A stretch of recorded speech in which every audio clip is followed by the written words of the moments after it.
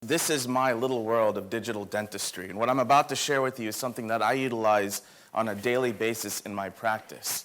So my goal is to leave with you a simple concept. But first, I want to thank Dental XP for inviting me. This is an honor to be in front of you to share some of these concepts. But I want these concepts to be truthful and realistic. And so Dental XP, thank you for gathering us here in New York City, and I look forward to spending more time with all of you. And I appreciate the opportunity.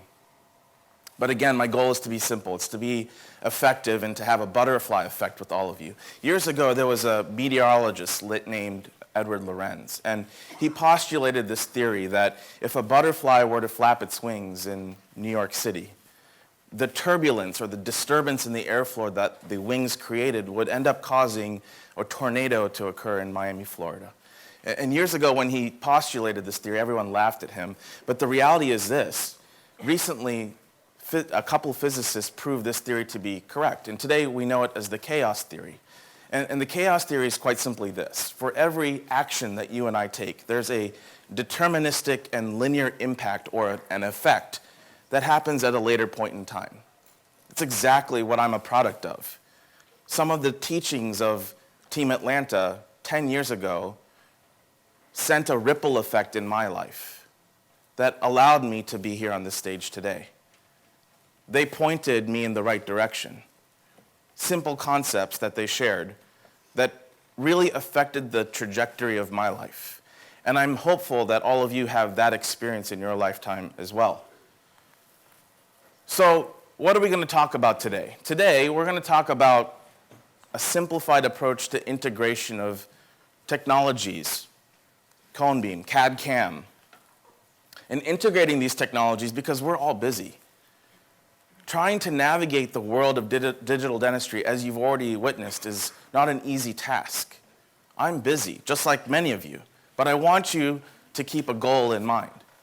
With integration of technologies, you're able to actually streamline your workflow, to improve the workflow on a daily basis, to reach your endpoint more resolute. Better experiences for you, your staff, and your patients alike, with more aesthetic outcomes, if you will. So we know that the discussion over the next few days is primarily focused on implants, but I want you to keep in mind that integration of CAD/CAM and cone beam will also allow you to fulfill a need to perfect the function of the dentistry that you're delivering and to treat comorbidities of issues that we all ail with, including sleep apnea. Digital dentistry is making an impact not just in implants, but it's finding its way into every facet of dentistry that we're able to provide for our patients, and that's the beauty of it.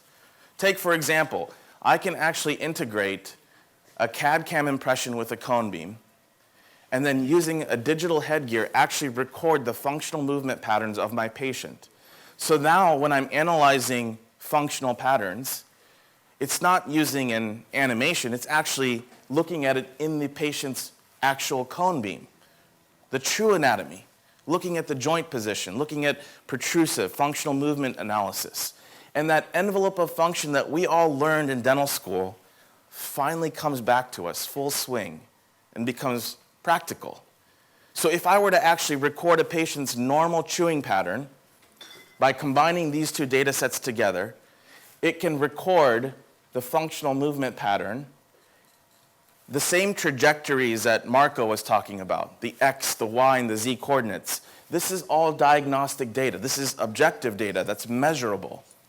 We can actually export this data back into CEREC, for example, literally with the click of a button, and import it into CEREC. And the benefit is now that when we design a chairside restoration, it takes into account the function that you've recorded. So it knows exactly the inclination of the cuspal anatomy so that there's less adjustment necessary for all of the work that we deliver to our patients. Similarly, there are treatment concepts for the management of airway, all digital workflows. But today I'm going to discuss a simple technique. Before I dive into what CAD/CAM can do and the actual implant workflow, I want to share with you some solutions, because we can talk about digital dentistry and function and airway, But you have to realize that discussing where an implant should go in a cone beam image and then relying on our hands to do the work, there's a disconnect. We have to be able to translate what we are actually speaking of and perform at that level of exactness in our patients' mouths. And it's because of digital dentistry, not only can we treatment plan, but we can actually reach the finish line because digital dentistry provides us those treatment solutions, whether it be a guide, a functional orthotic, all designed digitally, or an airway appliance, all designed digitally. So it's about the finish line that I'm most excited about. Take, for example, looking at that functional movement pattern in CEREC. You can see that in the cone beam, we're actually recording the patient's true functional movement patterns. But it's not just there for analyzation and visualization. We can actually export this data with the button over here and take this data back into our CEREC so that when we design a restoration, it's functionally appropriate for our patients, whether it be one tooth or a full arch of dentistry. Now, the concept of delivering this chairside is still one dream that I pursue. So I want to share with you a workflow that I use on a daily basis. Each and every patient in my practice goes through this workflow, whether it be for an implant or a simple restoration. And so the reality of my chaos is that I have to provide you a linear pathway to show you and encourage you that it can be done easily. So when we talk about an integrated workflow for 3D implantology, it requires two objective measurements that we've all heard of. One is cone beam imaging, so that we can actually see our patient's anatomy radiographically, and then an optical impression, which provides a digital model of our patient's intraoral conditions, off of which we can actually do designs and wax-ups and simulations of the future prosthetics that we envision for our patients. You see, today, the philosophy of implantology is restoratively driven implantology. We want to understand what our finish line is and work backwards to reverse engineer the process of a patient getting an implant. Now, during a consultation visit in my practice, we actually combine both of these in one visit so that when a patient is consulted for an implant, we can actually show all of the interfaces, the tooth that we envision for our patient, the thickness of the tissue, both hard and soft, the location of the implant, the location of vital anatomy, and planning the implant trajectory precisely to support that prosthesis that we want to provide for our patient. Now, this is just a discussion, but having an opportunity to show this to the patient chairside usually translates in case acceptance, which is another thing that you and I are most inherently interested in. It's not just about thinking about the dentistry. We want to be able to do it.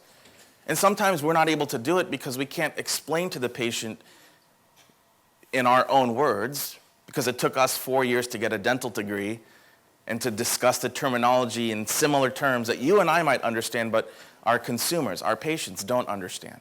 But an image speaks 1,000 words. When you can show the patient exactly what you're projecting, then it usually translates into case acceptance. Furthermore, once you've planned it, you can actually export the data, as Dr. Marco had already explained to you, to provide rapid fabrication of a surgical guide, whether you print it or mill it. But these concepts can kind of be lofty if you haven't figured out how to connect the dots like Marco has. They can be cumbersome, they can be overwhelming for those that are just beginning in their digital journey.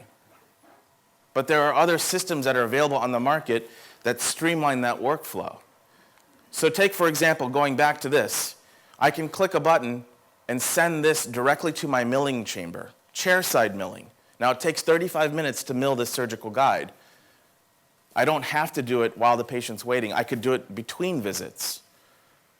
Okay? But the cost of this is $55, minus the expense of the CAD/CAM equipment.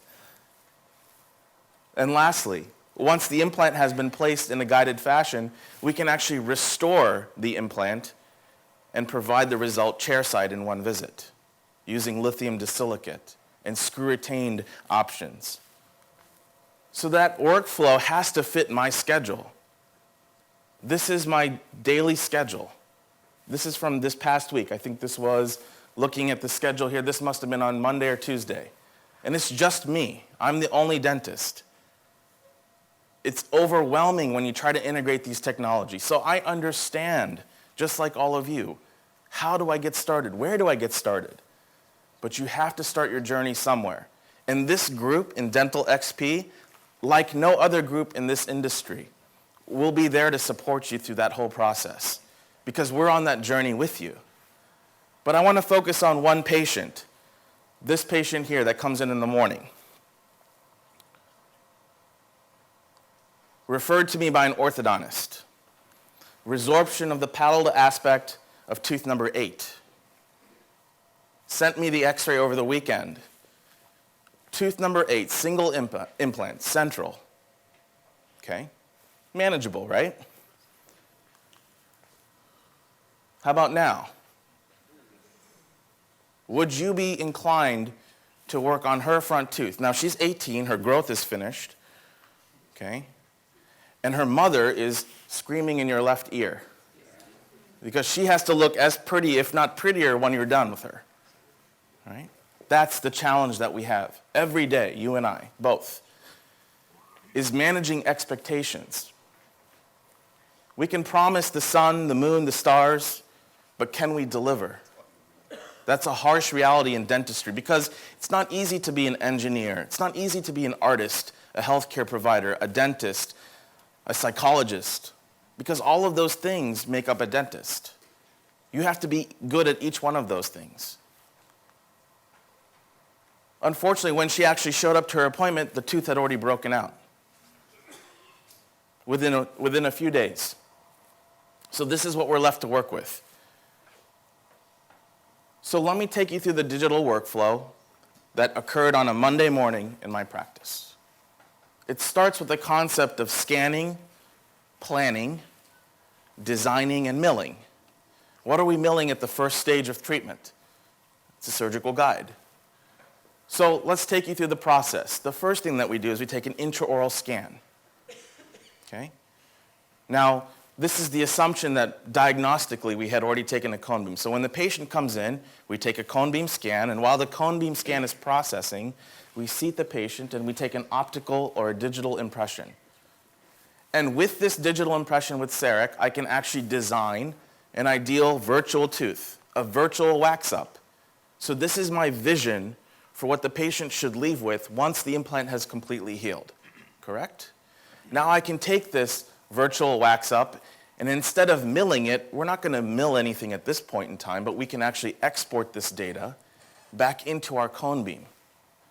So this is the data that's been exported, and we can import it directly into our cone beam using sophisticated algorithms that actually match the data sets together.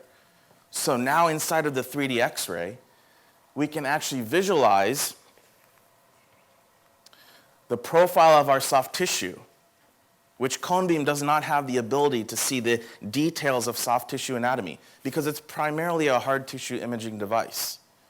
So now we can actually see the biotype. We can see if it's a dolichocephalic or a brachycephalic patient.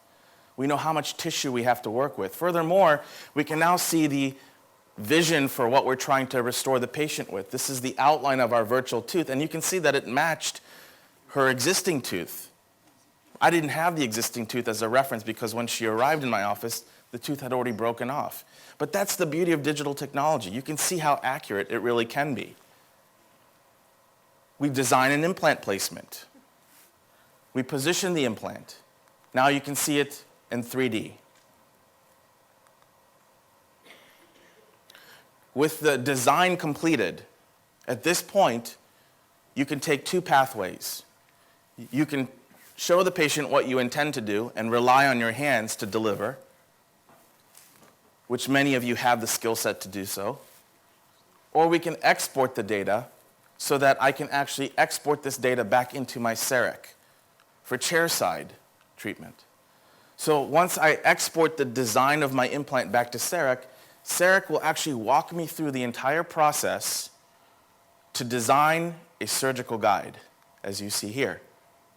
We can design the size of the sleeve, the support structures. We can even introduce windows within which we can actually obtain accurate details so that we know that the guide is seated prior to engaging in implant therapy.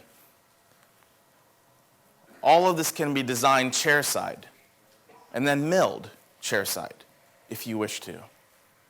Now, this is a closed system, as many of you have become aware, that's about to go open. But the benefit of a closed system is that all of the details have been worked out.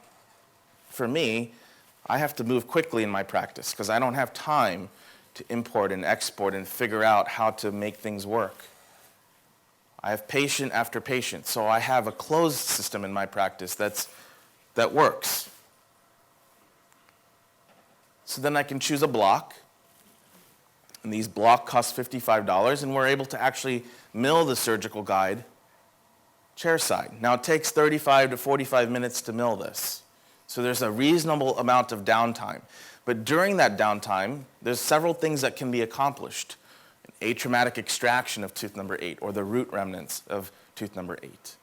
Today, I'm thinking about now adopting the socket shield technique. Hopefully, I'll get enough information so I feel comfortable doing that on Monday. If not, I'll be back with the XP family so I can add that to my skill set, right? There we go.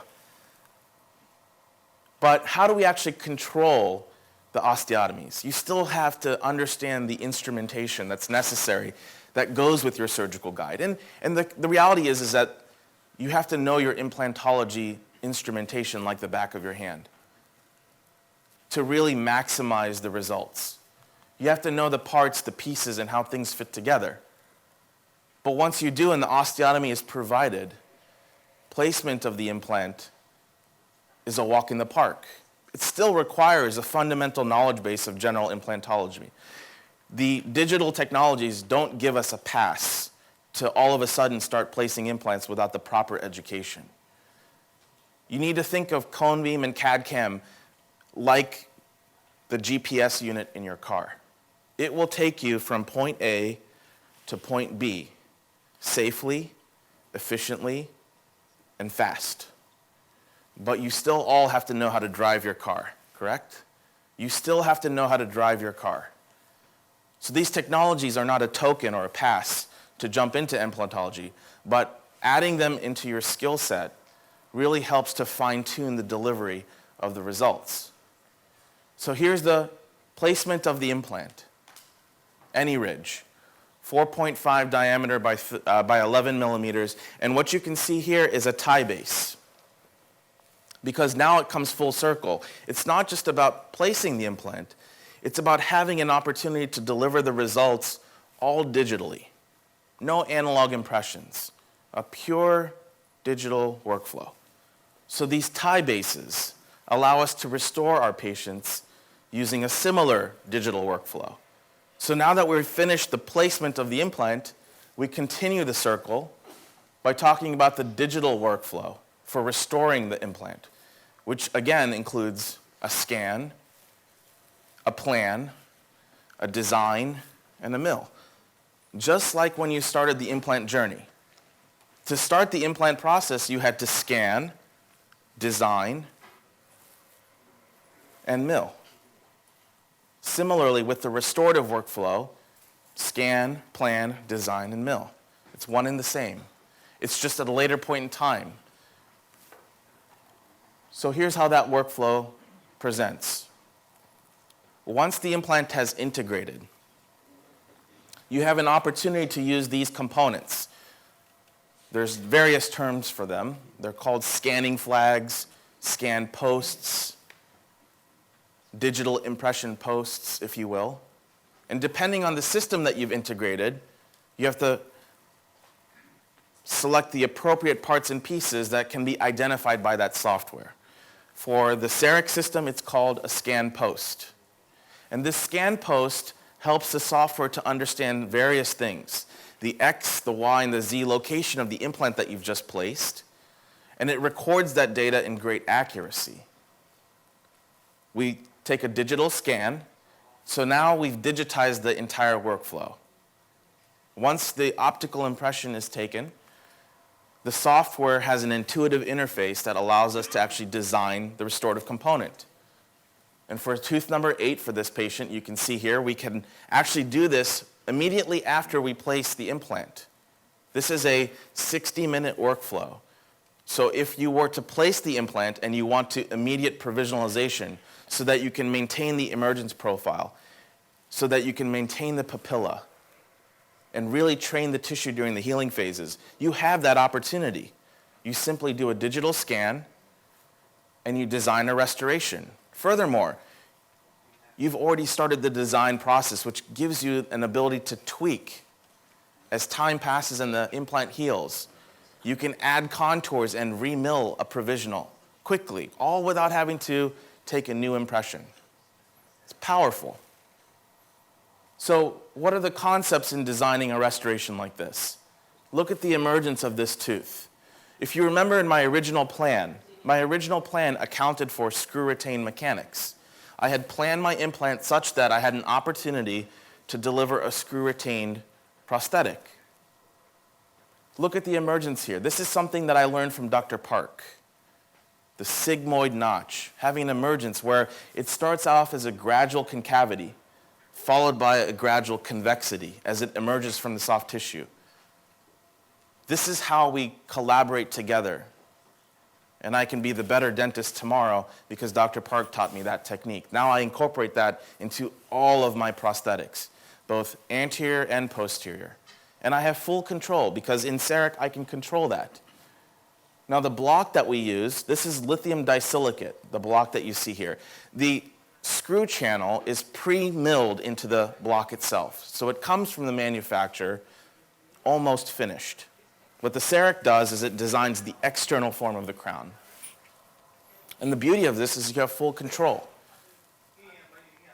Now once you mill it, you can actually combine the components together. But this concept of understanding the point of prosthetic emergence is hopefully something Dr. Park will share with you in his lecture over the course of the next 2 days. But when you connect those 2 points together, the fixture to that point of aesthetic emergence, and you develop that S-line shape, you can really start to do some magical things in terms of blending in your implant restorations seamlessly against and next to natural dentition. So these are the multiple materials that are available to us. Now, this is a material that's milled in the green state. You have to learn, just like Alvaro had mentioned, how to process these restorations. So perhaps a pearl that, to build off of Dr. Alvaro's concept of bringing a technician on, a pearl to maybe advance that concept is this. 3 years ago, I decided to bring on a ceramist onto my team full-time, a master ceramist. Because for years I had struggled with trying to blend in the single central while the patient's in the chair, and I have hygiene 1, hygiene 2, and hygiene 3 to check, and I'm being paged in the operatory next door for an emergency. I couldn't fulfill the expectations of my patients, but what I realized that I could do is I could bring a technician into the fold.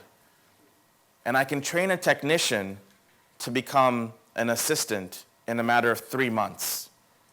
But taking an assistant and making them into a master ceramist takes 10,000 hours. I was thinking about it the wrong way. There are so many phenomenal technicians out there that need employment because unfortunately the labs have gone digital. They truly have. And lost in the mix are all of these technicians who have a wonderful skill set. But I know that in this group, all of you can take those technicians under your wing. And I know that you can teach them how to be a dental assistant. So imagine the power of preparing a case, even if it's for a single full coverage restoration.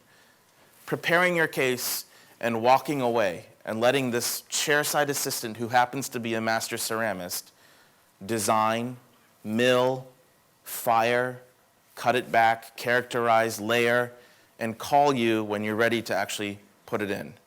That's a magical experience. Think about that. So these are concepts that are available and teachable. So with that tie base, Once the components are milled, we can actually put them together.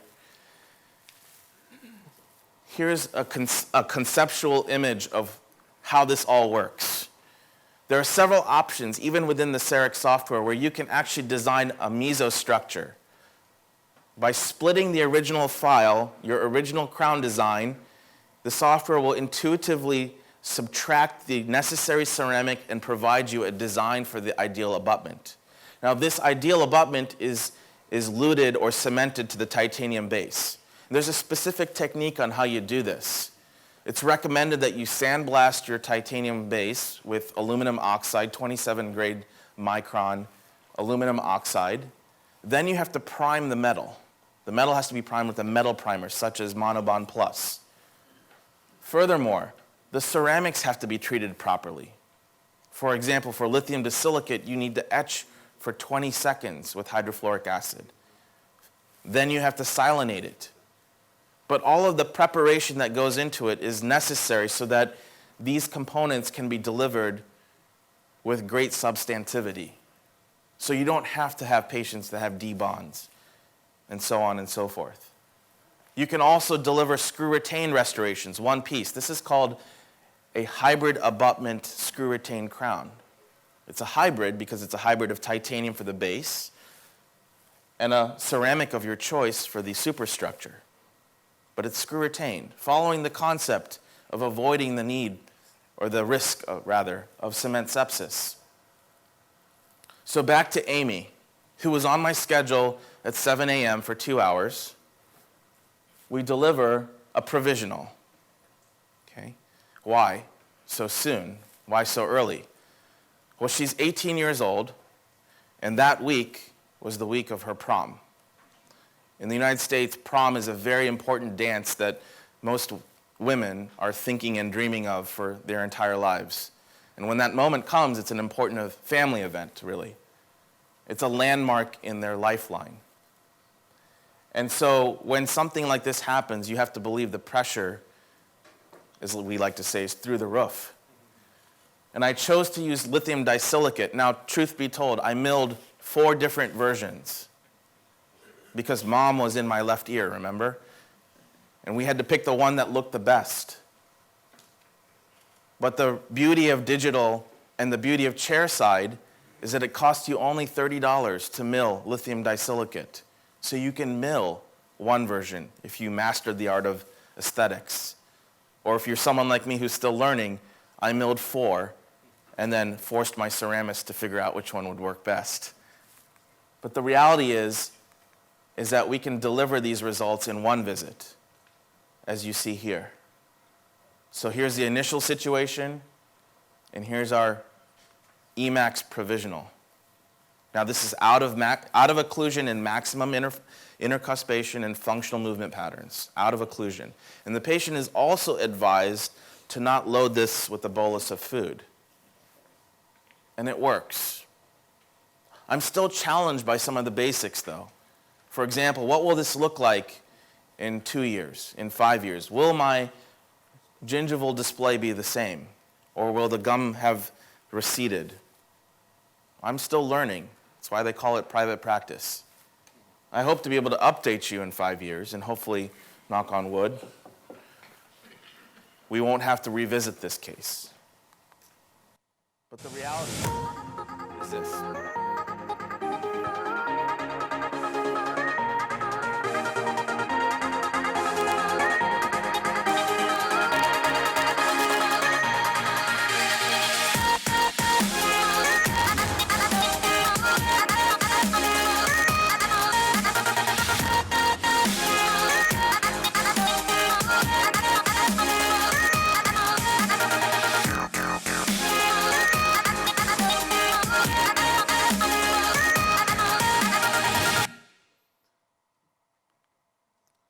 So those were 2 patients. One was Amy, who was missing the front tooth. The other was a patient that was congenitally missing laterals. I hope to share that with you in a future event. But there are a few things in life that drive me forward. One is my family, my wife, and my 3 princesses. I hope that someday they find a dentist, hopefully they're a dental XP dentist, that believes in the value of exquisite dental care, that believes in treating their patients like their own family members. So when I'm long and gone and no longer on this earth, I hope that they are treated by a patient who cares about, or treated by a doctor who cares about what they do. So this is dedicated to everyone that I've traded a smile with, both metaphorically and literally. And I hope that you realize it's a big universe, and we're all here to learn from each other. And with that, that's my story of the digital dentistry journey and the implant workflow.